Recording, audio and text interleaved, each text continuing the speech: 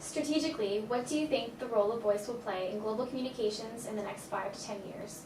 Well, I think if you look at the aging demographic that we're talking about, it'll play a big role.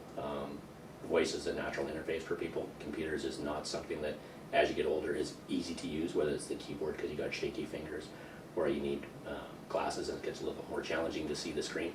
Plus, it's not a passive approach. It's an outreach that forces people to be compliant. And giving an example of that might be in healthcare, of somebody who's a stay-at-home person, to remind them to get up, move around, to take their medications. If you think of mom and dad are at home, it might not be just making sure mom or dad are at home or taking their medications. It might be the kids wanting to know that mom or dad is okay. So I think if you look at all the things we're thinking about, voice is still a natural thing. When the phone rings, people tend to answer it. If you send out a text message or email, you can choose not to answer it. What would you say is the sweet spot for IVR solutions?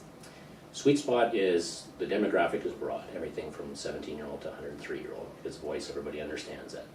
Really the sweet spot is making sure that it's a task that when you make that call, there's something in it for them, that they can answer something, a question or a survey or access data, and they've got what they needed on the call. It really should be on like-type repetitive tasks, so things that rather than have operators or call centers or high-skilled professionals make those calls, offload that to them.